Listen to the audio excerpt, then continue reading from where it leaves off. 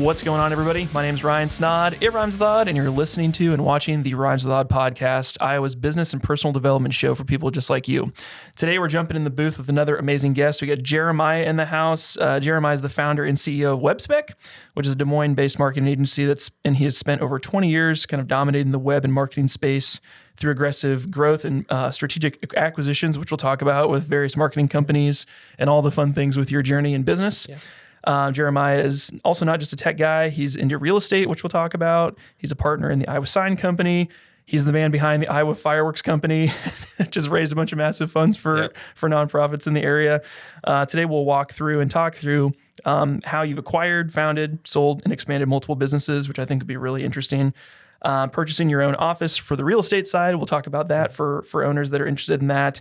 Managing over 50 employees at a given time, and why the most uncommon students are the most successful CEOs. Jeremiah, welcome to the show. Yeah, thanks for having me. Very good. Well, this isn't your first podcast, so I won't say, it sounds like you're a seasoned vet. You've done this a couple times before. I don't know, but yeah, couple times. But Sure. Well, here you go. Well, thanks for coming in, man. I know you and I have been connected for a while, and I just appreciate you for being connected in the community, because I think a lot of people that are doing all the things you're doing tend to be kind of hermit and reclusive, and they're just, there's so much going on. It's really easy to just kind of put your head down and not be plugged in. So I appreciate you for sharing your knowledge with people and being in the network and the community in Des Moines. Yeah, it's cool to get out and see your new space, and just thanks for having me. Sure, absolutely. Well, we'll jump into kind of your bio and everything in a second, but I'd love to kind of hear, and when we'll talk about all the things you've done, but kind of my big idea that I want to start with is when people hear about like your career accolades or your resume, what are some of the biggest misconceptions they might have about you if they see all the things you've done in your career? Well, I think you're kind of listing stuff off. I think the things that I've started or tried, everything's a little more difficult than you think it's going to be. So constantly have ideas. Some of them are good ideas and some are not good ideas. So just being willing to try things out, see what works, and be willing to accept if something doesn't work out, and know when to kill the idea and move on. So I love it. And we'll talk about that too. Being someone that has shiny object syndrome myself, I struggle with that a lot of there's never a lack of ideas that are out there of I'd love to try this, and we'll talk about that of kind of figuring out which ones to pursue and which ones to be like, okay, this one can just go in the vault. So I love it. But I think a good place to start to kind of have you introduce yourself is if you're, I would say, in an Uber with a chatty driver, or you're in an elevator for a while, and someone asks you who you are and what you do, what do you typically tell those people? Yeah, so my main focus has been Webspec ever since I've been in high school. So I'm a proud Iowan, grew up on a family farm up in northern Iowa, kind of by Britt and Algona, if anyone's heard of that. It's a town called Corwith. Mm-hmm. So I'm a fourth generation farm kid, and I've always been interested in technology. Kind of decided I wasn't maybe quite as excited about farming, so I got a stack of books from the library to learn how to do web development. So today we help businesses, government, organizations, nonprofits, both big and small projects, help them grow and feel confident what they're doing online. So love what I do. Things change constantly. There's always something new to learn and try. So love doing it. That's great. Well, it's interesting too, being a farm. Did you have the I would say the pressure from the family to stay on the farm? Because you said fourth generation. I'm assuming a lot of people have kids with the intent to hand the farm down. Was that ever a pressure for you? Yeah, my dad was. I never really felt overly pressured to jump in and do that. My youngest brother is he lives nearby, so he helps my dad out, which is awesome. But no, I never. I think if I had wanted to, he would have been really excited about that, but that was never something that was really pressured on any of us kids. So that's great. Well, it sounds like you've already carved your own path, so I think everybody. Yeah, just along the way. Sure, I love it. Okay, so we talked about kind of Webspec. Can you just give us the high level, like the different buckets of things you're doing with the different businesses you're in? So I've kind of rattled some of them. I'm sure there's some that I'm not aware of, but give me kind of the quick flyby path of like all the different businesses you're involved in. Yeah, so day to day, I'm over at Webspec probably almost every day, but just bouncing around between that or quite a bit of involvement with the chamber and the Greater Des Moines Partnership. So just kind of managing different events or where I need to be at. And then usually I've got a great partner at Iowa Sign Company, so I'm popping over there every once in a while, just seeing if they have what they need. And then seasonally, the fireworks business really kind of consumes you for a little bit. And I can imagine. So I would say from after Memorial Day through a couple weeks after the 4th of July, there's a really intense period, but then it just kind of depends on what's going on. So there's 50 locations all over the state. So just trying to figure out what's changed since last year, what needs to move, trying to make sure we've got good groups or good people running every location. So we're just kind of at that process right now for the season, just seeing where everything's going to be placed at. So I'll resurface mid-July after that's all done, and then start catching up on everything else, and then have a little bit of real estate. So weekend, night, sometimes we're doing that. So Sure. No, I love it. With all the different kind of stakes in the fire, how do you feel like it's able for you to function and manage everything all at the same time? Do you have are you a big systems guy? Do you delegate really well? Like, how have you kind of been able to manage like 5 or 6 ventures going on at the same time without losing your mind? Yeah. I really love working. So if I could work for a 16, 18-hour day, it's just like the most fun ever. But having a family, what I've learned is the kids grow up really fast. So my wife has provided some guardrails so it's not getting out of control. Because you read the list, and some people might, there's a few different things going on. Well, maybe that's a good thing, maybe that's not a good thing. And I think if you don't surround yourself with people who maybe have different, can kind of keep you on track, it's easy to get off track and maybe do too much, because then you wouldn't be.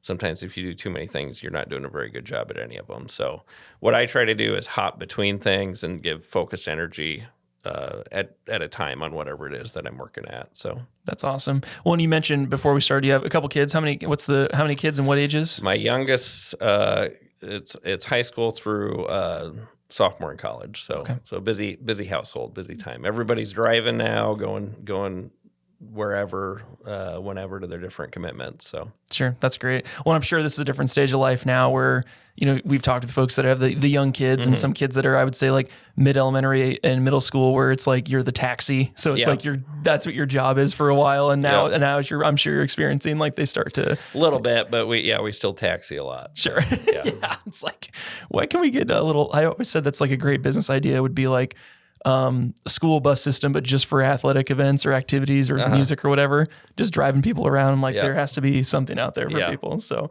I love it. Okay. So you talked about kind of your upbringing, like in the farm side. I was reading earlier that like early in your career, you went like door to door selling websites. Yeah. So talk to me about, what was the objection handling like in 2001 when you're trying to explain to like a car dealership or a business that like, you should have a website, and they're like, what the heck's a website? Yeah. So this would have been 2001 when I studied enough. I did things on my own until I felt like it was good enough. Hey, you can pay me money and I can do this. So, and actually a big motivator for the business. So I was already learning a lot about how to do development on my own.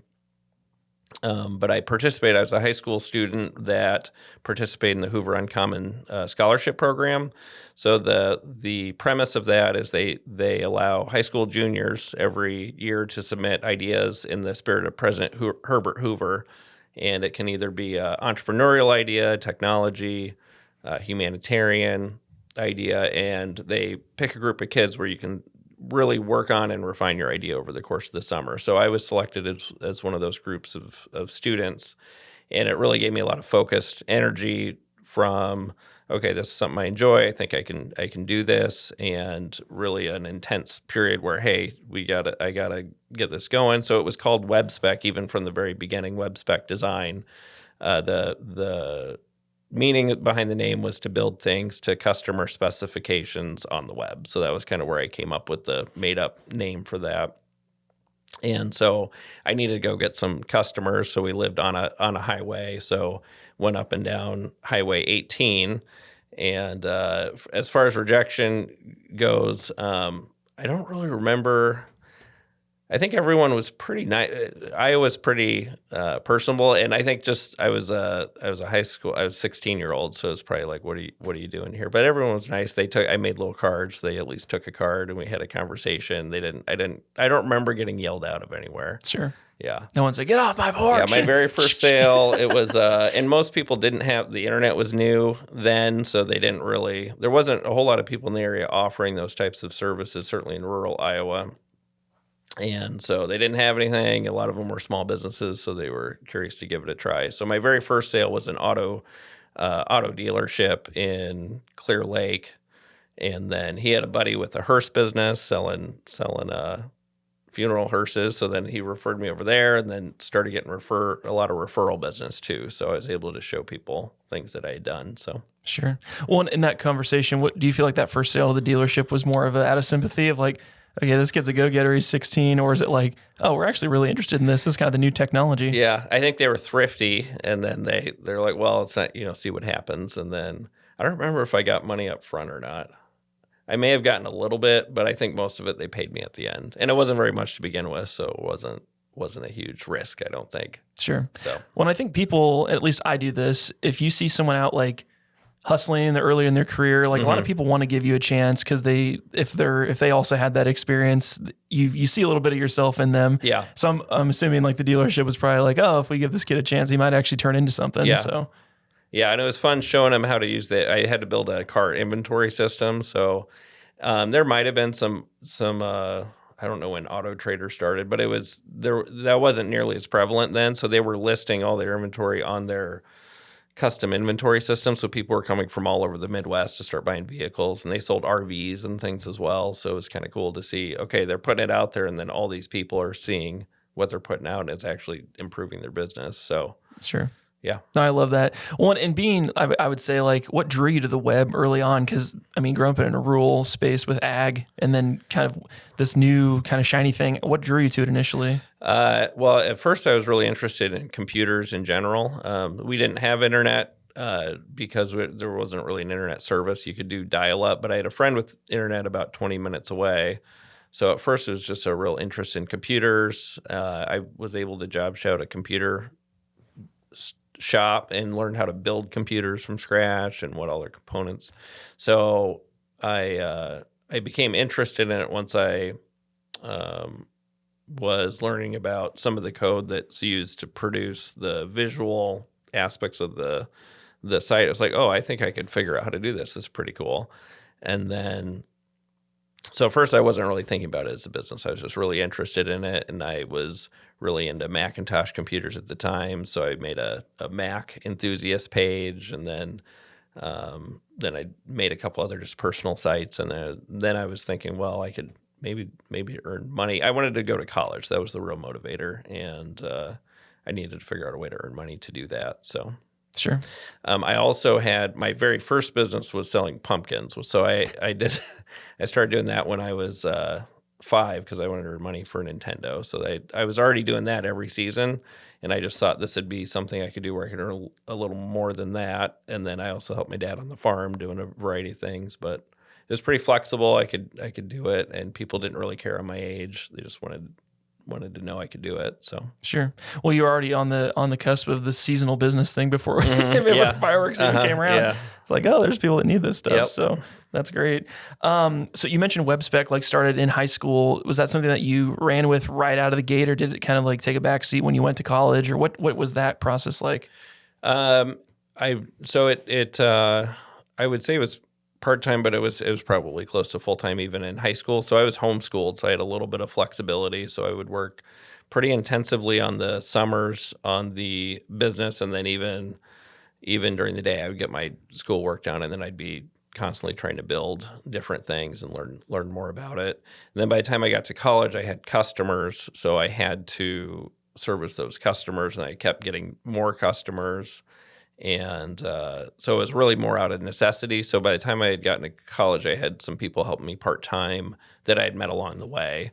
And so I even had once I met some other people I went to school for accounting and business, but I met people for computer science. So I actually set up I remember this where I set up a little office inside my dorm room.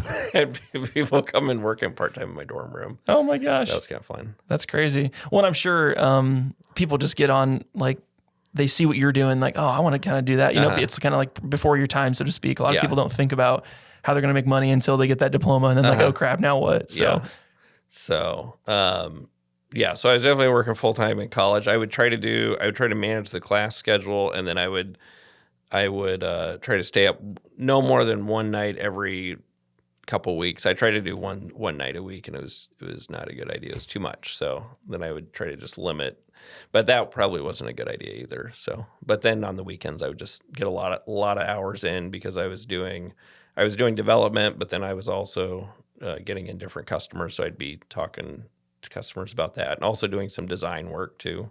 So.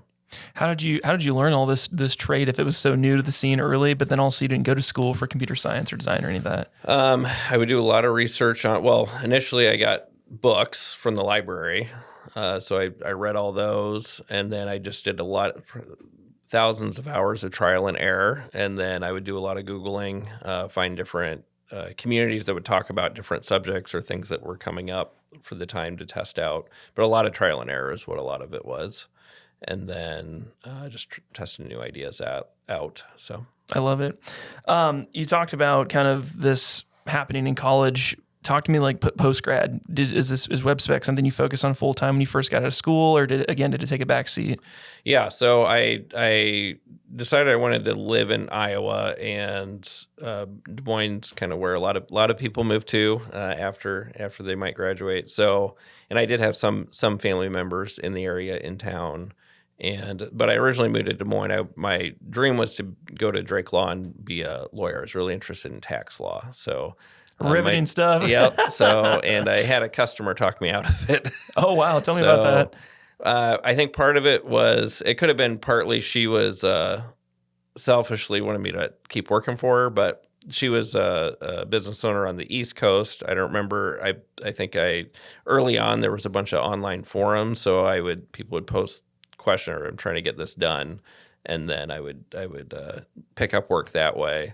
And she said that there's plenty of lawyers already. There's not enough people doing what I'm doing now. I should really just keep with it, and I could always go later if I wanted to. So she said, my cousin's a lawyer. He doesn't make as much as you think he'd make. You should just keep doing this. And so I did. And I haven't run out of work since. So sure. Well, maybe with a midlife crisis, you can go back to law school. I could go do that. So no, I definitely enjoy aspects of that. And I think Drake's a phenomenal school. So, but yeah, I was already staying busy, and I had my first daughter on the way. So I was like, well, I maybe I'm doing too much. So I just put that on pause. I was also working on my CPA exam, so I'd passed some of that, and I was like, it was late at night, and I was just kind of thinking, why am I doing all of this? This is too much. So I just stopped on some of that, so I could focus on the business at that point. Sure. Because this would have been like 2006 probably. Yeah.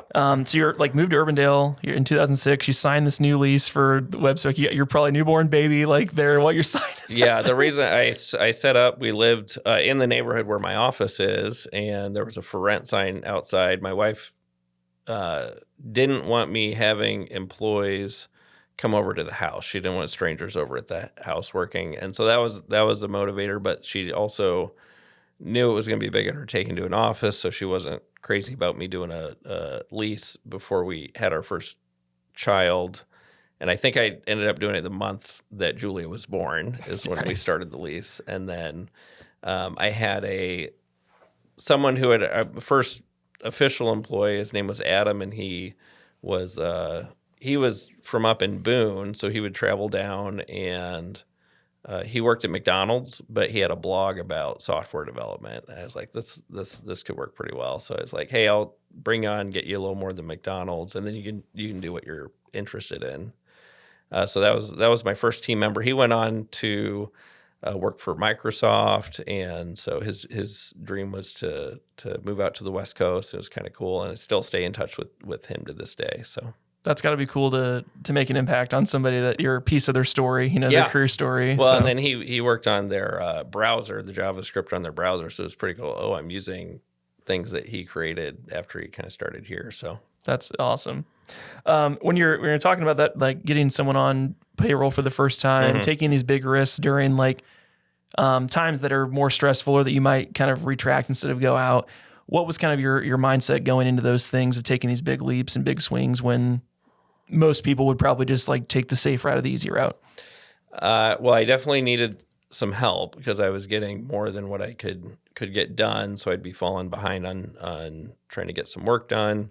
So I definitely needed some help there. So that was definitely a huge motivator on hiring some people. I started with, it's a big commitment to bring somebody on as far as a team member to make sure that you're helping them meet their financial needs. So I started with part-time. He was getting ready to go to college, so he wasn't looking for full-time employment. So that was a little bit safer, someone that had a little bit more flexibility. But the pressure does grow the more team members you bring on, because you got to make sure that you're looking out for the business and for them.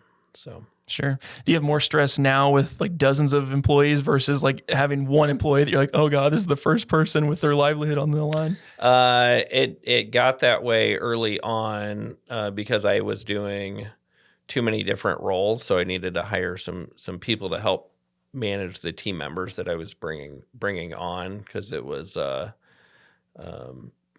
team members definitely need attention and help from you, and then if you have too many that you're trying to keep track of and help, it doesn't go very well. So, Sure. Yeah. I know. I'm sure we'll talk about it as we get into it. So I would say most business owners we've talked to that have like a business that's been around for 20 years have some great highs, some awesome, hopefully everything's hockey stick right up and to the right. Have there been any lows in this process that like there was a point in there where you're like so stressed out or so worried that you're like, man, I'm gonna have to like close this down, or we might have to sell, or like, have there been any kind of like extreme lows that you went through in this period? Yeah, I mean, there's different things that come up probably on an annual basis that maybe not quite as existential as that. Early on, we do a lot of server management and things. So we had and back then, 20 years ago, they were a lot more I mean, it's just a physical computer essentially that you're releasing in a data center. So I just remember early on where the whole thing crashed. So everything went down all at once. I was like, oh no, we're going out of business. And then we eventually got it restored. It was like an all night thing, and so we got it back up. But I think after that, then we really started focusing on the system architecture and things. Okay, what is having 50 people, 50 different businesses or 100 different businesses count on you? How should you set up the infrastructure? So that would be an early on one. What I see a lot with other clients, and I've tried to be careful because farming has a lot of peaks and valleys as well. And so I grew up as a farm kid in the 80s, which was a very, very difficult time for the farming community. So my dad always was cautioning me to be careful about not taking on too much debt and trying to be careful with that. So that relieves definitely stress on that, because if you're taking money that needs to be paid back from other people, then it really takes away your flexibility. So, but other things, I mean, COVID was pretty dramatic because some clients, we really rely on our clients. So if a client's doing well or not well, then that affects how busy you're going to stay, and just trying to manage all of that. And we had grown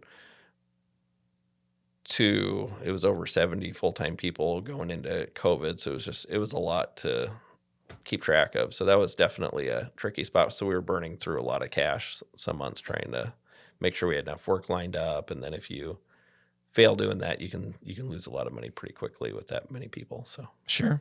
Want to know, I would say, I mean, we've talked privately as well before, like there was probably a tipping point where you guys kind of, like you said, overreached or got too many employees, where it's like, you mentioned you have to invest in more mid-level management, people to manage the people and all the things. Where do you feel like was your sweet spot where it was like maximize profitability, but still like able to serve even bigger amount of people? Was that like 70 was kind of your tipping point, or where was that number for you? Yeah, I haven't figured, I wasn't able to figure out how to get it past that, but I had the structure, I feel, set up so I could grow to over 100 people with that structure. So the challenge I had was enough.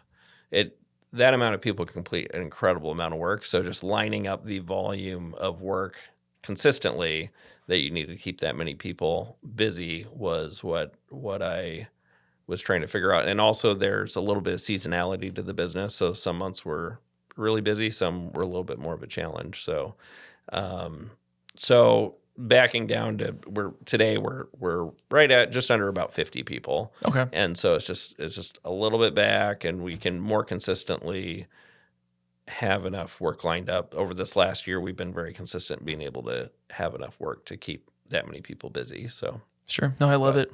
I know earlier on we had mentioned like you've done some exits, but you've also acquired some different businesses. I know you when I was researching, you've done you acquired, was it EDJE? Am I saying that right? Yes. Yep. So that was a business that started in Indianola. That was one of the area's first web development and design businesses. The owner had been set up in Indianola for many years, and that business started, I believe, in the year 99 or 2000, quite a while ago. And I believe he did have some partners at one time, but they built international customer base. They've really been known for their work in the show breed industry. So they do a lot of work in agriculture, show cattle, show goats, and they even build registry systems that keeps track of all of the different breeds and things. So we got introduced from a mutual contact that I had, and he was in his 70s at that point. So he was wanted to slow down, spend time with grandkids. So sure.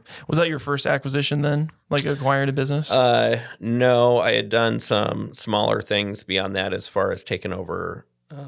The web business and technology business is very volatile, so there are people that come and go quite a bit in the business. But it was anything before then was maybe it was a handful of clients that we took over, transitioned in, or it might have just been a couple people involved with it. So that was my first they had a little over 20 employees, I think, when we got involved with that. Oh, wow. Okay. So, and the business definitely had some issues that had to be worked through, and they had a pretty expensive large office space. And so it was not, it was, when I walked into it, it was knowing that I had to make some changes to get it all working properly. So.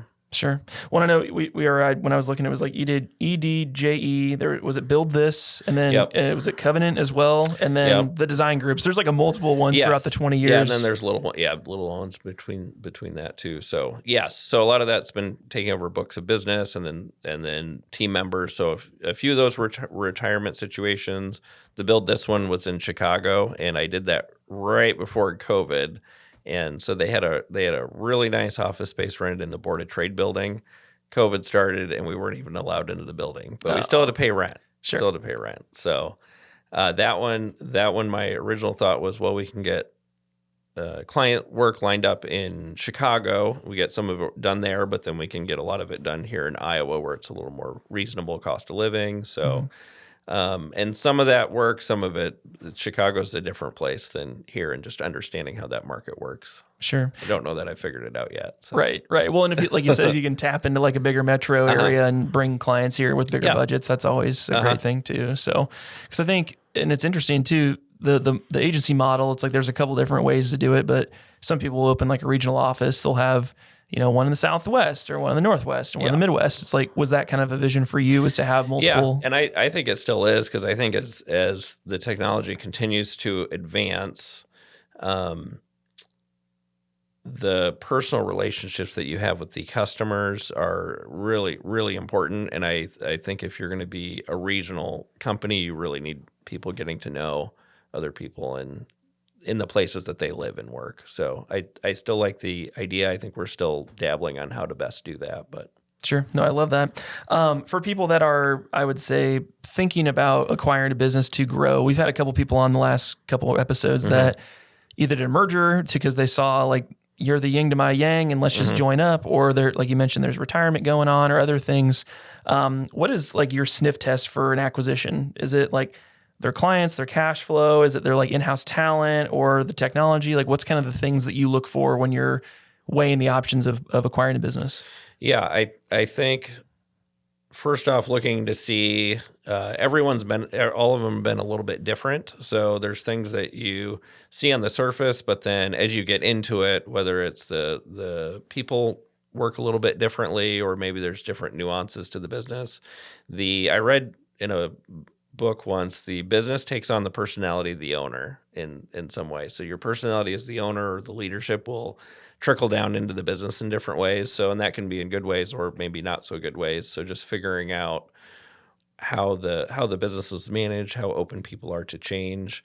I think on the retirement situation, what I learned is that a lot of the customers of the businesses they've taken over as retirement, those clients a lot of times might be a little bit older as well. So they might also be getting close to retirement age. So yeah, and you have to take that into account when you're offering a fair price for the purchase. Because it's like, okay, if you're 75 and all your clients are 65 and they're all going to retire this year or the next 5 years, it's like you don't have a business. Like there's no value in it, you know? So I think getting a really clear understanding of what obligations might be floating out there that you're not aware of. So certainly studying the books really closely, understanding, is there a set of books and is it accurate?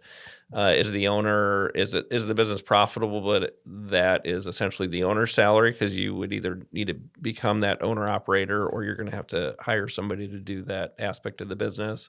So if you do that, does the business earn an income? Were there any mistakes made that might come back on you that you need to resolve, or either financially or just from a work standpoint? And every business has problems, so there's a lot of different things that are fixable, but just figuring out what your potential risk is, especially if you're doing other things, how is that going to impact the other things that you're trying to do? And then how are you going to finance it? And for me, I'm pretty conservative, so I want to try to make sure the business cash flows and can support it over time for that transition, which not everybody needs to do it that way, or they might feel comfortable borrowing money or taking from an investment opportunity. And it's just kind of, what are you okay with doing and how much risk are you willing to take on? So I love it. Were some of the deals that you've done, was a lot of it like creative financing, like seller financing, or is it a lot of like working with banks and lenders to try to get cash for things? What have you found that's like a good strategy for your growth? I've been most comfortable with figuring out a multi-year contract, so there's a little bit of mutual trust. With the nature of our business, it's relationship. It's a relationship business. So, and in agencies, a lot of them. No, that's fine. Well, because I was going to say, it's like some people that just want a lump sum up front, or it's like, oh, they want 25% of revenues for 5 years or until it's paid back, or what. There's so many ways you can do it. I think a lot of people that look at acquiring a business think it's like buying a house. You got to have 25% down, or it's like buying any other item where it's like you have to have all of the money up front. Where if you're buying something that's worth millions of dollars, it's like a lot more complicated. Yeah, and people certainly do that. It's certainly then it's one transaction and it's done. It depends on the type of business. So, and what other assets do they have with the business? Is there real estate or equipment that comes with it? So it's just kind of, some of that's a personal decision for the owner and what you're comfortable with.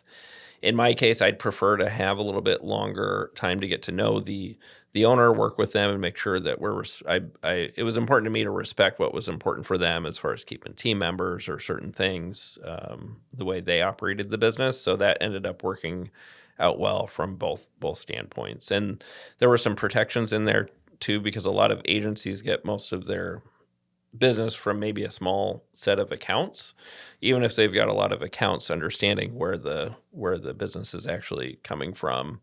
Yep. And having some for me, I like having some protections in place to where if that ownership transition happens and the business starts drying up, to have a little bit of protection there. So absolutely. One, we see it a lot in agencies and in production companies. I mean, my background and everything, like I saw that a lot in the industry of like, you have a couple whale clients that make 80% of your revenue for the year. It's like, if that one contact leaves the company or they die or get hit by a bus, like all your entire company's in jeopardy. And that's not a good investment for anybody, because it's like, oh, if you acquire a business and then they, well, I only liked the previous owner. And it's like, well, there goes all the revenue that was there. Absolutely. So that's a big piece. As you're kind of acquiring some of the businesses, a lot of people, as they're growing, they think they have to do it all themselves, build it from scratch, start from the zero and then go up. How is using like an acquisition model helped you scale effectively, but then also just grow to where you want the company to be faster than having to build everything yourself, hire all the people yourself, build out new divisions of the company? How has acquisition helped you scale faster?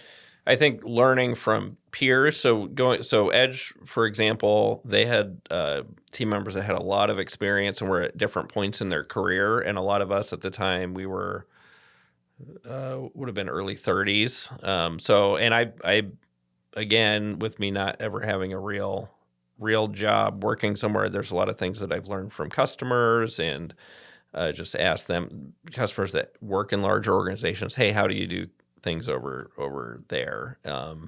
So just learning from peers, both for business management as well as how they do it for process, and could be a technology process or some other type of business process, has been really valuable. And then figuring out how to bring those all together. So we have a really multi-generational workforce at this point. People just starting out. We've got some partnerships with the local high schools where we have job shadow kids come in, kids at DMAC all the way up to close to retirement. So it's really cool to have people at all stages in their career working together and learning from each other. So Sure. And then there's even the in-person and remote aspect, trying to get all that interaction happening. Is kind of cool to do too. So Sure. Well, and it's got to be interesting running a technology-focused company with people that are about to retire all the way down to like high schoolers. How has that kind of been an interesting mix of like getting personalities or people that might be laggards to technology to like be really on the cusp of what's going on?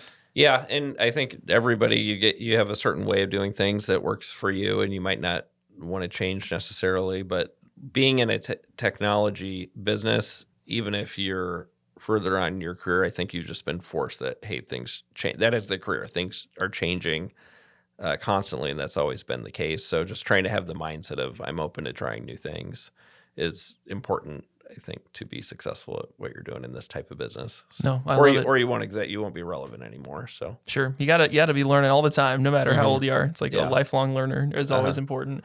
I know earlier we talked about kind of the importance of real estate and kind of your growth journey. Talk me through the deal of your lease space that you ended up acquiring. Talk me through that, because I think business owners that are currently leasing a building or a space, I think a lot of them dream of real estate or using that or leveraging that, but not really understanding like a good path to it. So I'd love to hear kind of your journey and your story with taking your lease space and then acquiring the building. Yeah, I did fall into it a little bit. So we had rented. We operated out of two 7,500 square office buildings. So it's about 15,000 square feet. It's a pair of them, and they were split up into multiple little office suites, kind of like a two-story strip mall. And there's in the Des Moines area, there's a number of buildings that are kind of that same model all over town. And one day the daughter of the guy who built all those stopped in and said, hey, my dad built these buildings. And so I rented it. It was an affordable office space to start with. I think making sure if you're picking out a space that you're entering in something that is something you can afford. It doesn't necessarily need to be the fanciest place if it can work for your business. And I do think, even though you can do a lot of this type of work from home, if you have team members and customers like having a place they can go to. So we've even seen that just from, I can call somebody and then they say, well, can I meet at your office? And the fact we even have an office, people are like, oh, they're like not like a murderer. Yeah. You're a little more legitimate with a physical place sometimes. Yes. So as each few years, we ended up growing and needing more space. So as people would move out, then we would just take over their space too.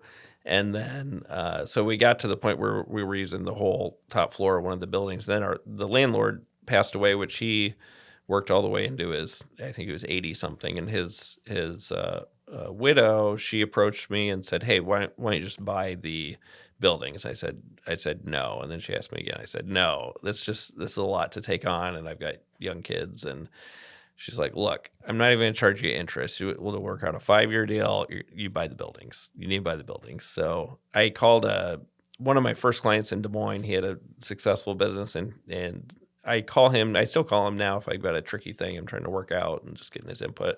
So we just kind of did the math together, and then I realized that, well, if I just go ahead and buy these, then it's actually going to be less expensive than what I'm doing now. So, because by the time you add up all the rent people were paying, so it would be kind of dumb not to buy them in that scenario. So I did it, and it was a really good financial decision, and it was kind of a unique thing as well, where it's provided us a space to grow, but then a lot of the expenses are covered by the tenant. So it is a great way to kind of almost think of it like a savings account that you build up over time.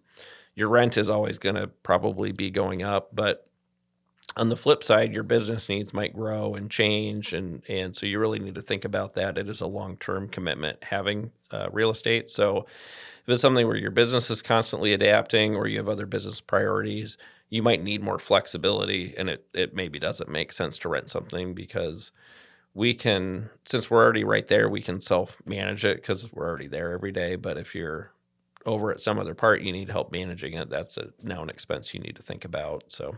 Sure. No, I think it's an interesting thing to think about, because in your case, you're being hard sold by the widow, being like, you need to buy this building. You're like, I don't really want to. It's a lot of money. It's like a big commitment to do it. But then kind of experiencing that, because I'm sure like earlier on, was there any like snafus or like there's a leak in the basement or like electrical issue or a hole in the ceiling, anything that made you regret? If you have an older building, there's always stuff that needs attention. So just and a lot of it's been through customers. So, hey, we're already doing work for you. Can you help me fix this? Oh, nice. Yeah. Some of your like web clients that that's perfect. Yeah. Next time you're needing like a roof done, like, well, we don't work with a roofing company. I'll find somebody so we can do some trade. Yep. That's really smart. Okay, so we start with this is on Meredith Drive, right? Is your spot Meredith Morrell?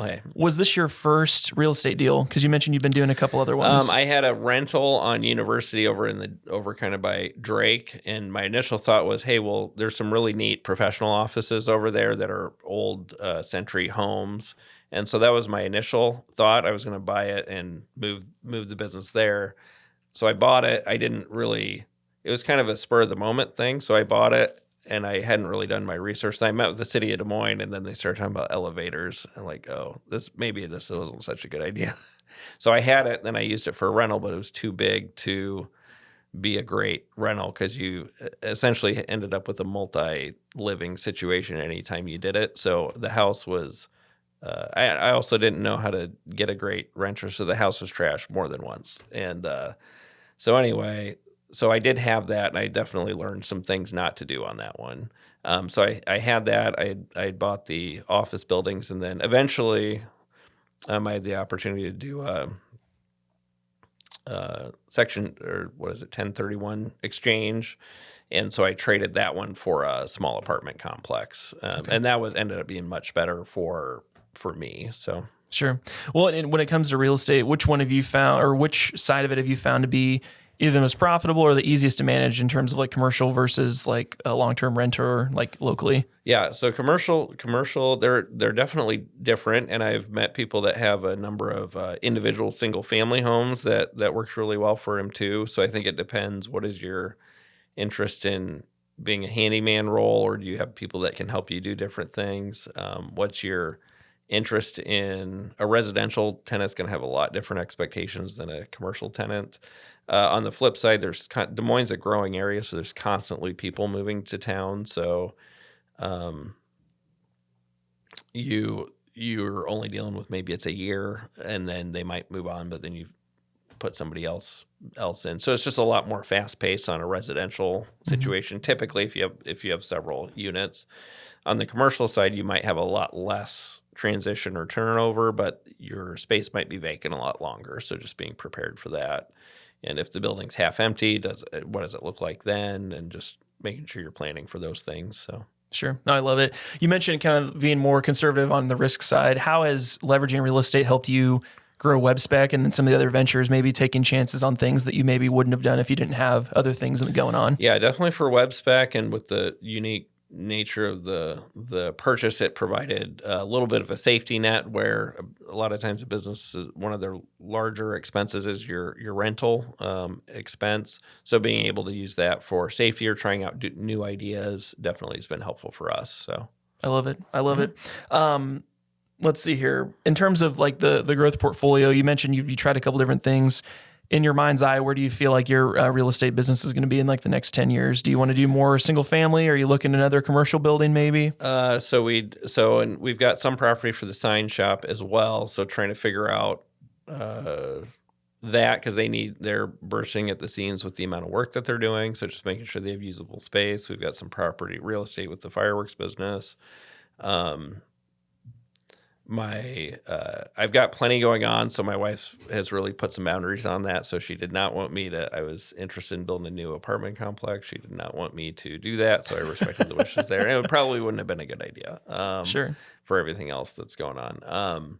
But she did let me. I bought a house on Facebook Marketplace over the winter. I heard about this when I met with you around Christmas time. You were like, "Yeah, I just saw a house. I thought I'd just buy it." Yep. So it's in the. It's going to be available for sale next week. Going on the market. But the kids and I worked on it, and I hired my some of my son's high school friends wanted to do some different things, so we worked on it together. And then I had some people help me with the trickier things, but just kind of it was a confined winter project. We'll just see how it goes. So. Sure. Well, it's good character building, right? Yeah. Getting people involved and all that good stuff. I think we'll take a pause from your story here. We'll jump into the lightning round. Yeah. So these are the quick fire questions. We'll see if you can keep up. I call them the lightning round. They don't have to be a quick answer. If you want to expand, you can expand. There's no rules here. Sure. We can do whatever we want. So, okay. What is the biggest mistake a small business makes typically on their first website? Oh, on the website? I think trying to look at it, you look at it from how you think about the business, but have somebody who's a customer look at it because they're maybe thinking about it totally differently. So trying to think about don't think about you, think about who's trying to use your site is probably the biggest mistake. Sure. Keeping the user in mind, right? Yes. User centrism. I love that.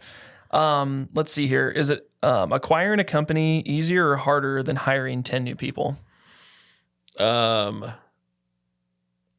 They're both pretty tricky. I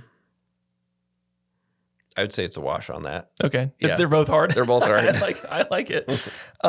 What is one Iowa entrepreneur that everyone should be watching right now? I love meeting entrepreneurs that have started their business. I've really enjoyed kind of watching the Fresh Fit meals. They've kind of done some really cool things with their business and are working to expand where you can go pick up fresh meals from them. Sure. So I love them. Cool to follow. Yeah, we had Aaron Anderson on. Oh, he was on there. Okay. Episode 9, yeah. I think. This is like 114, so it was a while ago. But if you go back, you can hear his journey. He's a cool dude, and we like him a lot. And he always comes bearing gifts. He always brings food. So we should have perishable goods as your retail product. That's a whole other thing of time sensitivity. So absolutely love that. Let's see. Any interesting talents that people don't expect from you?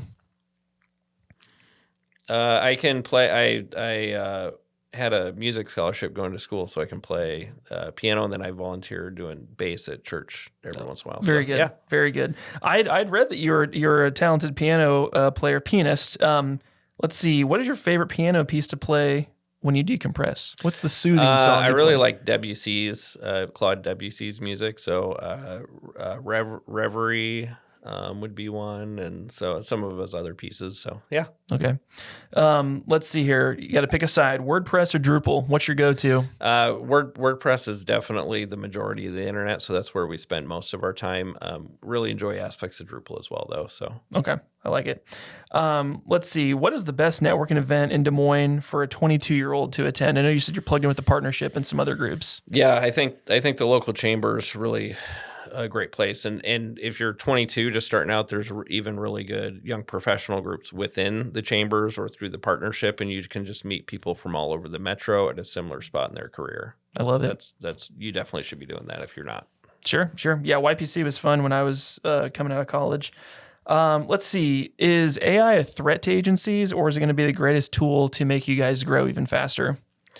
I think it's already and continuing to change things really dramatically. So I think with our focus on building real relationships, we're trying to focus on things that it can't replace, and then also making sure there's human guidance on the beginning and the end of the process if we are using it, and then just also disclosing how we're using it for the customers.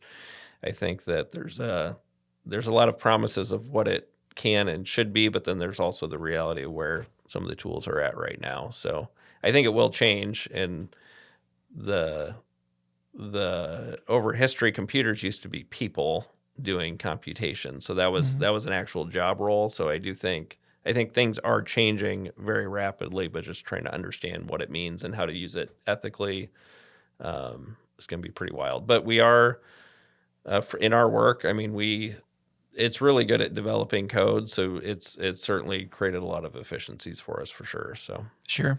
Well, at the very least, you can do more with the same amount of effort on like the human side. Yeah. Right? You can produce more websites or design faster or whatever it is. Yeah, it definitely does not replace. It's really important that you're guiding where it's going, because it can really go off the rails. So it doesn't really replace the importance of having true expertise and understanding what is it producing and how can you use it, and is it going to be a time saver for you. So Sure. No, I love that.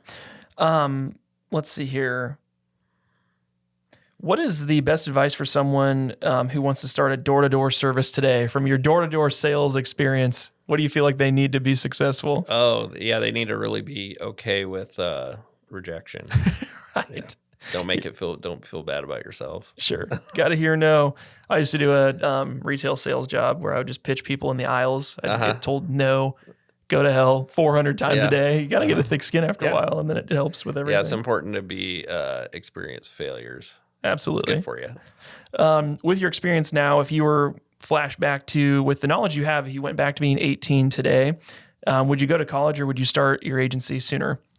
I think college provided some really neat experiences to learn things that were outside of. So I think certainly the knowledge in accounting, business were really a big deal for me.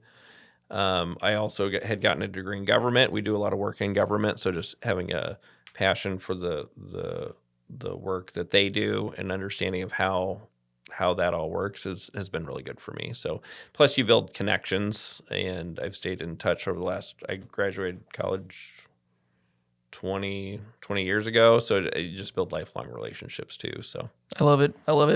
Let's see. Finish the sentence. I was the best place to build a business because blank. Great people, great cost of living. You get 4 seasons. So I like it. Yeah. I like it. Just when you're ready to like, why am I here? Yeah. Things start getting warm again. Yep. So I love it. Awesome. Well, you passed the gauntlet. Congratulations. All right. Thank you. I think we'll talk a little bit more now about the serial entrepreneurship, because I think this is a unique thing that you do that's a lot different than some of the other guests we've had on, that it's one thing. It's like all I do night and day is just one thing. You start looking at other options they might, talk to me about this, the Iowa Sign Company. We kind of touched on it, but how did you first get involved with that, and what do they do, and how'd you guys get connected? Yeah. And to my earlier comment, sometimes, people that focus on one thing, sometimes that's really good too. So I don't want to say you should be doing a ton of different things either, but pros and cons for sure. Yeah. So on that one, I had a really successful sign customer in Florida, and he was well known in the Tampa area for doing vehicle wraps and big format signage. And just this would have been in around, probably would have been 2007, 2008 timeframe. And I was like, well, we're already creating brands for customers, so we changed the logo. They're going to need all new signage, and there wasn't the technology with the full vehicle wraps was just up and coming, so it was not really prevalent in our market. So I was like, we should do this. We're already doing this. We could do that. It'll be easy. And so a couple of miscalculations I made. What happened next was I was on doing some research. Okay, what is a sign business like? Well, I found a failed sign business in Alabama, got a one-way plane ticket, loaded it up on a U-Haul, and drove it back here, unloaded it, said, hey guys, we're gonna figure out how to use all this stuff. But even basics where I didn't have this giant printer, had to be secured in a special way. So I wrecked the printer on the way up from it jiggling around. Oh no. So just learning, okay, there's some similarities to the business, but it's really a hands-on business. And then another thing that I hadn't thought about, well, in Iowa is a lot more temperamental for the seasons and the weather, meaning you're getting snow, ice. So it's a lot harder on the graphics that you're putting on. It's pretty expensive to wrap a full vehicle. And so maybe if you've got it dirty a lot of the year, it might not be as exciting to spend money on a full wrap. So the business name initially started as Iowa Vehicle Graphics because it was going to be vehicle wraps, and it transitioned into Iowa Sign Company. and it's really more of a there's design aspects to it, but it's really more of a light construction business because we're building signs, have CNC equipment. And so when I was starting out in the business, a lot of the things we were having to do two times or three times because we work on computers. We're not maybe as good at construction. So it was to the point where I was like, hey, that I'm losing money every month on this thing, and it's kind of a frustrating thing that we're doing. So I met someone along the way that his dream was to start his own sign company. So I said, why don't you just come work for me? Because I'm going to shut this thing down if we don't figure it out. So I brought him on. He worked as an employee for several years, and then we worked out a partnership deal where he earns more partnership as each year went on, and that's been a great relationship. So Matt does a great job running the business. So. Well, and I feel like finding the right partner, again, if you're not in the weeds with it, but it's a complimentary service, like you want it in your wheelhouse, but you're not going to be the one out there with the CNC machine cutting it, trying to figure it out. And he has a very different management style than I do, and just a lot more, I'm pretty easygoing. He's very structured, which that business works really well, having a lot of structure. And that one has about 15 full-time people working at it, and just seeing the way it's grown. And it has been a really nice complementary business because a lot of the clients overlap. But every business is certainly unique. And that one, the construction aspect of the business was very different than what I was expecting going into it. Because some of the signs are made out of wood, right? But then there's like probably PVC, or is there metal too? Do you guys do metal work? Wood, metal, some metal bending, lighting. A lot of them, they'll do the LED lighting inside of that. So sure. Brickwork, you gotta have masonry skills. So it sounds like a lot more behind the onion layers as you get peeling it. So. Yeah, and you might see those car wraps on YouTube, but it's a lot harder than it looks. Sure. Well, like you said, if you do it, you could do it where it looks good the first day, but is it going to last a year? Is it going to last 2 years? Yeah, and you have wrinkles in it. It's a little bit tricky. Sure. So that's the Iowa Sign Company. The other one we've talked about a couple times is the Iowa Fireworks Company. Yeah. So talk to me about did you have a passion for the 4th of July? Are you the guy that wears the American flag unitard? And it's definitely there's fun aspects to it because it is celebrating around that time of year. But what excited me more is, this is something that's been illegal in Iowa for almost 100 years. So this is a very rare opportunity where it's all of a sudden a brand new business that has been outlawed for almost a century. And that kind of goes all the way back to the town of Spencer, Iowa, and Remsen, Iowa. Kids were playing with fireworks, and it was actually sparklers, and they were playing with sparklers inside, and they burned down a big portion of the town by throwing it in something where it caught fire. And so after that, the legislature said no way. So this was in it had come up a number of times in the legislature, but then it had always been quashed. And my younger brother's an entrepreneur as well, and he works in outdoor sporting goods, very regulated industry. So he was already very comfortable with retail, which is a very different business than B2B. Service-based, like managing people. Mm-hmm. Your product is the people, not a physical thing. Yeah, so the general idea, and he and I had partnered on a business before I gave him he had a business idea where it was essentially a Craigslist for outdoor things. So I built it for him as a Christmas present, and I said, if you ever sell this, I need a third of it. So it was his Christmas present. But anyway, it grew. He sold it. He used that money to start his retail businesses. So he was very comfortable with retail and had a little bit of knowledge about the product and how it works. And so it got to be 2017, and I said, hey, I think this might pass, and we're kind of just following it. And so Governor Branstad was the governor at the time. He had been appointed to serve in China as the ambassador. Well, China makes the world's fireworks. And so we sent a press release out saying, hey, Iowa Fireworks Company is establishing. And then I'm not sure what happened from there, but somehow we got invited to the bill signing. So I have one of the pens he used to sign the bill with.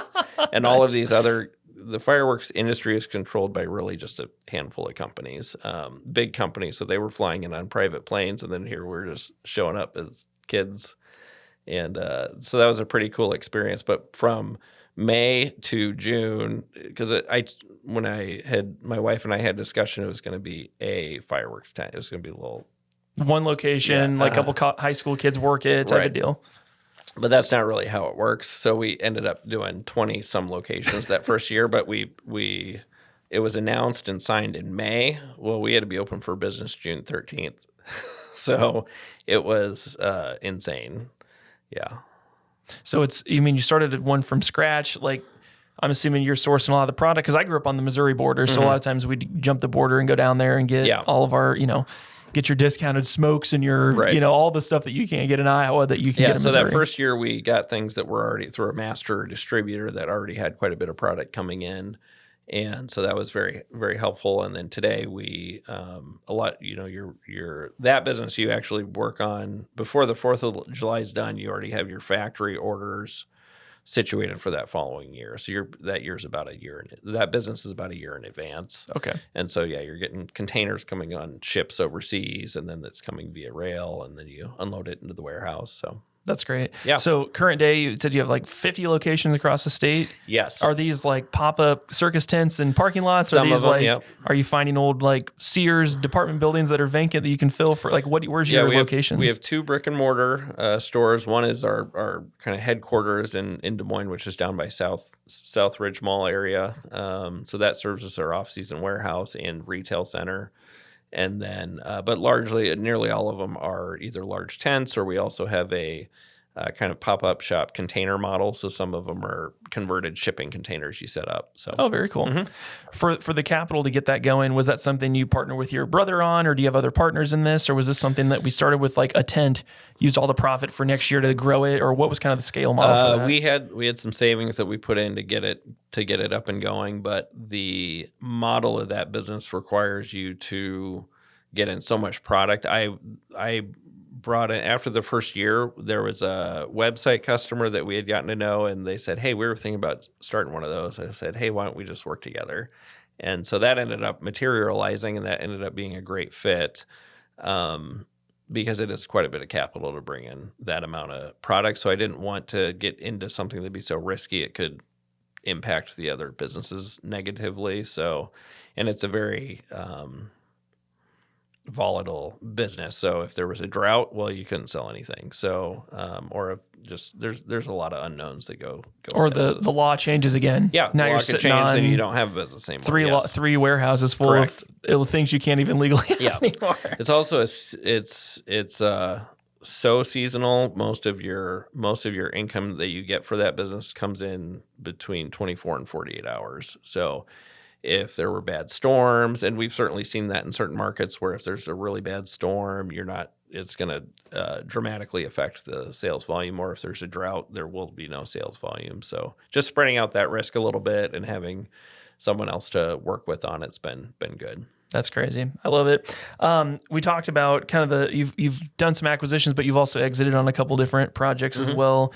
Was it dsmdaily.com? Yeah, Tell me about this. That one constantly come up with ideas. I can tell. Yeah. This is great. So when Groupon came out, I believe Groupon started in Chicago, but they started releasing in different markets, and I was like, this is a really interesting concept.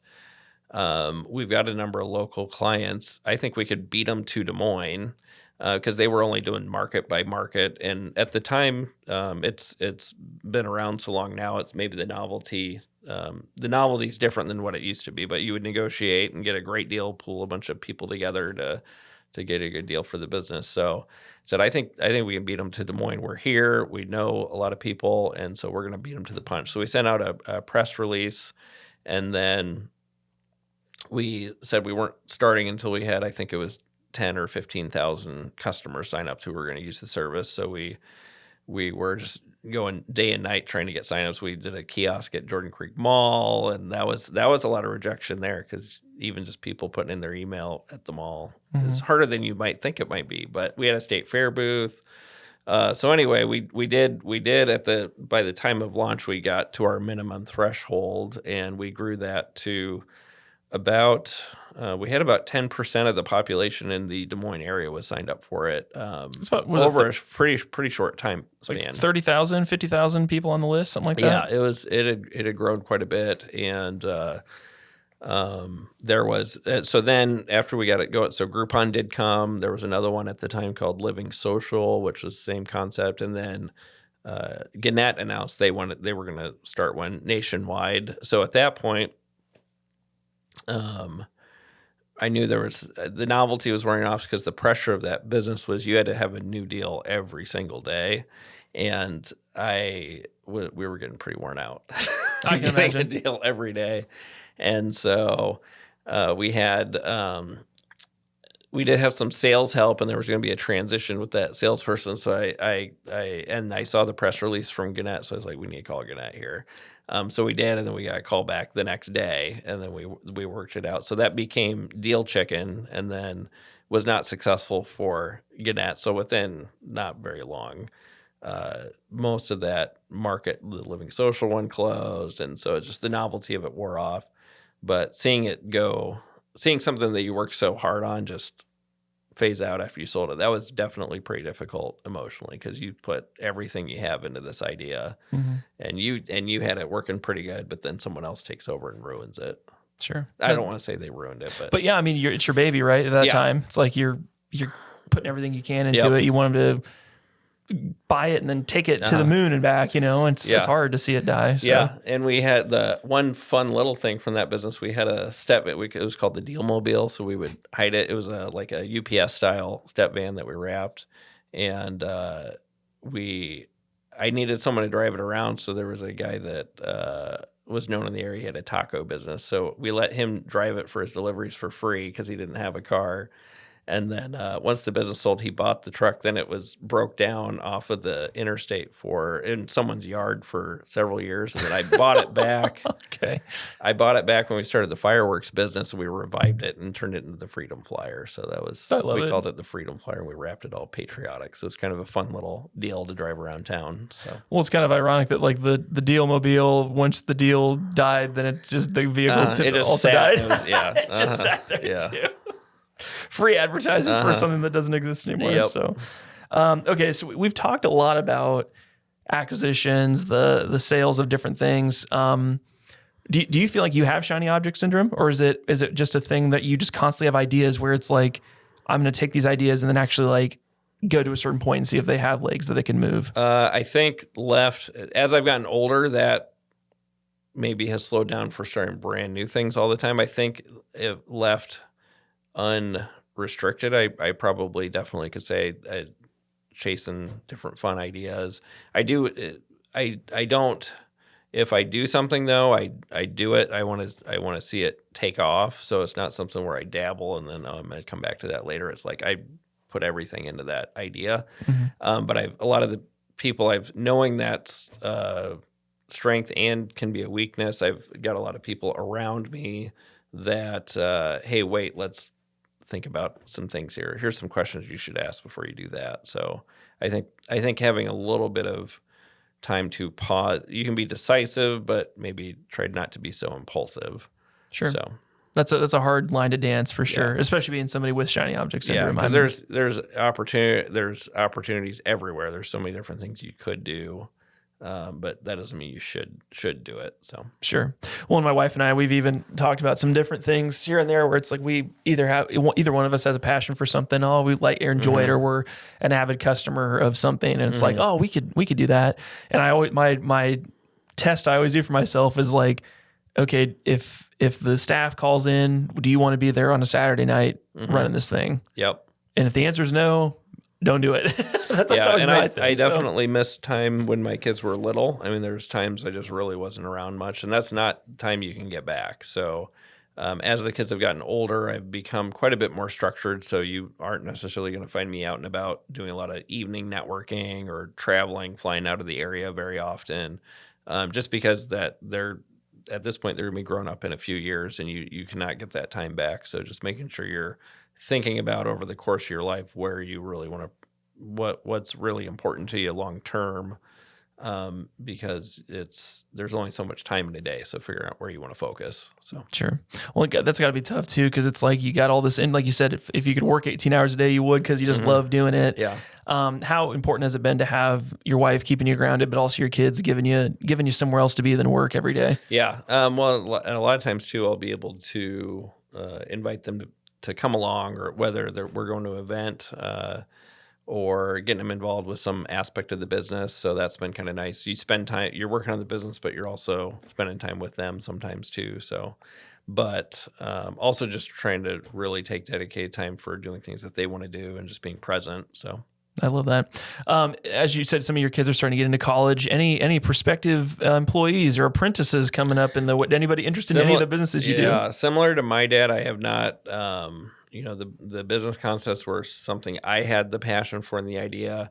My oldest daughter is really interested in medicine and chemistry, so she's probably going down a very different path, and so I haven't wanted to put that pressure. I'm not creating the business for the children, and a lot of people do, and sometimes that's really cool to have a multi-generational business, but I don't want to put that pressure on them that, hey, I'm making this for you and you're gonna this is for my family. No, I'm not doing that. So sure. Well, I think that's good. And then if they have interest, they can, I'm sure you'll teach them and show them whatever you want, if they're a certain area or not. So I think that's important to kind of have a little balance there. So yeah. We've talked about kind of this being plugged into the community in Des Moines and how like important that's been for finding new opportunities or networking. How important is having a strong network to a founder if they're trying to start a business in an area? I think very important. You can't be an expert at everything, so you really need people that have figured out problems that you have yet to solve. So just having people that you trust that you can call and get some advice from, could be an employee item, or it could be on, hey, I'm doing this thing for the first time. What should I be looking at? Or a good someone to look over the legal aspects of something that you're looking at. So when you're doing things for the first time, there's just a lot of things you might not be thinking about that are really important. So just having a good network from that standpoint. But then also, Des Moines is a really nice community where there's a lot going on, but a lot of people know each other too. So if you're trying to work on something, even if they aren't a fit to work together, they might know 10 other people who are a good fit. So just really having those personal connections are pretty important in my opinion. Sure. Absolutely. We talked about kind of this managing the business and like putting systems and stuff in place. Do you see yourself kind of now taking a more bigger picture role in a lot of the different companies and not being like in the weeds as much? And what does that look like for you in the next 5 to 10 years? Yeah, that's challenging. I think a lot of business owners, that is, because you may have had maybe you were a subject matter expert. You just had a passion for the actual work that you were doing. So how that looks for me on the Webspec side, I am not. And the team members are so much more advanced than I am, so I'm not really designing or building. I will sometimes jump in. I like to have an understanding of how it works conceptually, or being able to still poke around and do some different things. But I'm not actively building work anymore, just because I can't with the time constraints. So that's something that I've accepted, that going to let the team do pretty much all of the building of the actual work. I have team members that help me with running the business, from operations to sales to quality assurance. So just really being willing to start delegating some of those things out. I definitely waited too long to hire those first team members to help with the business aspect, and it was to the point where I said, I don't even know how you can help me, but just pull up a chair. We'll just take it one step at a time. So it was a lot of just observing and figuring out things they could pull off the plate. So sure. No, I think it's great. And knowing, hopefully somebody listening, maybe they're struggling with some of those areas in their business, and this is their sign that it's time to like, maybe I should look at that. You have to, if you do, and you really need to think about what you want the business to be, because growth is fun sometimes, but maybe the business should be a size that it is to meet whatever your other goals are. You don't have to create a giant business to make it a successful business or to fulfill what you should be doing. So you can grow in other ways just than trying to force growth on the business. But if you are gonna grow and add team members, you need to be willing to ask for help and give some things up, because there will come a point where you just start just can't do it. Sure. There's only so much one person can do, right? Yeah. It's a process. Let's see. When we talked about some of the hardest parts you've had in Webspec through the time, was there any like major low point that really like changed your mindset about business ownership, leadership, or anything that was kind of a good pivotal moment for you that changed your mindset quite a bit? I think more recently, certainly during that COVID time period, because it was just so much unknown and just I was really struggling with what decision should I make as far as should I keep the team size the way it is and just hope it's going to be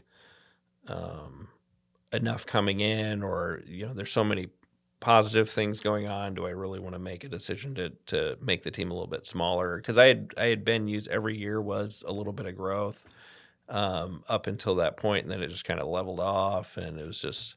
And the other thing going on during COVID is for all of us, all of the expenses were going up, so salaries increased dramatically. So the business would need to grow dramatically to support the salaries of the business. So just admitting that the business needs to be profitable or it won't survive. So that was really something that I had to accept, and I just felt like I could outwork it, or I just maybe a little bit overly optimistic. So just accepting, hey, we need to take a step back so that we can keep growing. So. Sure. No, that's great. I think that a lot of people have had a COVID story. It's like everyone's got some kind of crazy thing they went through. It is hard to make a change, especially if it's for somebody who starts a business. The business is you, and just having something where you just can't. You're a little bit over your head, and just having to take that step back is really hard to do. And I probably should have started taking it maybe a year previously, or maybe even 18 months previously, but I was just really stubborn and felt like I figured out. But sometimes you just gotta do it. Sure. Being kind of a serial entrepreneur at this point in your career, do you feel like most people are cut out to be an entrepreneur? Is it something you're born with, or is it like an experience or a mindset that you have to kind of get into to be successful? I've definitely met people on the way that they've worked somewhere, and then they've gone on to start their own thing and been really successful. I think that's certainly a path you could take. I think for me, I just really didn't know any other way, because I was just farming is a small business, so that was what I was used to. But I think there's a lot of unknowns. I think a great way to start would be to dabble or do a little bit of a side business, because it's not quite as dramatic than jumping in for a lot of people, because there's a lot of benefits, I think, to having stability, or there's other ways to grow in your career than having a business. There's a lot of things that come with that, and just your personal life as well. So sure, I know they talk about work-life balance, but it's pretty much it's hard to start a business and not have it be mostly consuming a lot of aspects of your life. Sure. Well, and it's any stage of life you're in, it's like you want to give your fair time to your family, but like if you just had a newborn baby, that's going to take a lot more attention than if your kids are in high school, or, there's seasons of life, I guess. And it's like, it's all one big life, but it's trying to find that balance, because obviously there's some people that are very disproportionate one way or the other, but I think it's a thing somebody's got to figure out for themselves for sure. So, okay. So pulling it all together here, if someone's listening and they want to start a business from scratch, what advice do you have for them to grow something that they can really stand on its own legs in like 3 years or less? What are some of those like main things they got to make sure they really nail down well to be successful early? I think if you, probably one of the most important things is just have a good basic financial understanding. So you need to understand what your numbers look like. And it's every time you do anything in life, you think it's going to go one way. It is going to typically go a different, be a little bit harder to get up and going. So you need to, okay, if this goes great, it's going to be this, and here's all your numbers that go with that. If it goes okay, it's going to be like this, or it might not work. And what would you do if you tried an idea and it failed? How badly is it going to affect? It'll have an effect, but how is it going to bankrupt you? What's going to happen if you fail? And at least thinking about that, and then deciding within yourself what you're okay with, or what you're up for. And then depending on the nature of some businesses, there's a lot of expense to get it up and going, so you really have to jump in. So maybe there's someone that you can team up with on it that has some business experience, or you could do it as a night and weekend testing different things out. Or if you're into maybe it's baking, doing it as a home-based business. There's a lot of ways. You don't have to go crazy on something to test out an idea to see if you like it, and kind of go from there. So I love it. I know I was talking with somebody the other day that they were wanting to start a restaurant business, and it's like that's a large capital investment. You got to buy all the equipment or find a turnkey place. But we're seeing a lot of people in that industry specifically doing like a food truck where it's that's a great way to test some ideas out. $30,000 food truck. If it doesn't work, you can still sell the truck and get half your money back or whatever. So it's like we had the owner of Vintage Road Coffee come on, and she's in Granger, just bought a building, and that was her dream, was to build, but it was like 7 years until that happened. And then they did a mobile truck, and the mobile truck's still like their most profitable product line is doing events. So I think just being creative with your money is what it sounds like what you're saying, is just being able to know what your risk tolerance is and having a vision for it. So and I think certainly if you have a spouse or family, just having those conversations with them as well, because it's not just about you.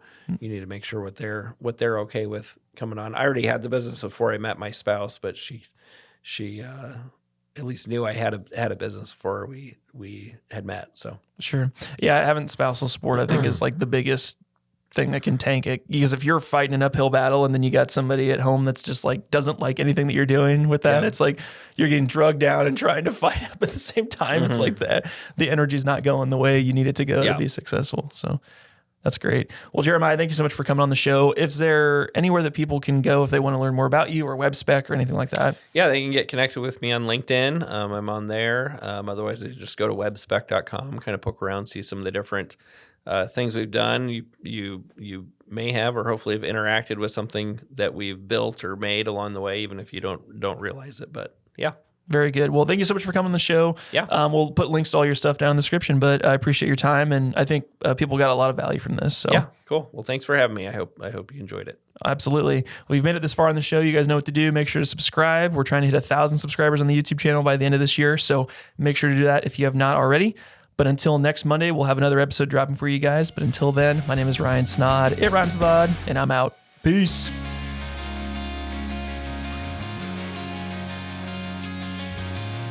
Thank you so much for watching yet another episode of the Rhymes with Odd podcast.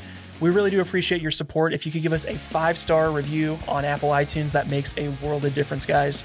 Also, if you're tuning in on YouTube or Spotify, make sure to subscribe so you don't miss another episode, and check us out on social media. Also, if you'd like to inquire more about our services here at Snaadt Media Group or learn about doing your own podcast for your own business, you can find us at snaadmedia.com. We'll see you in the next episode. Peace.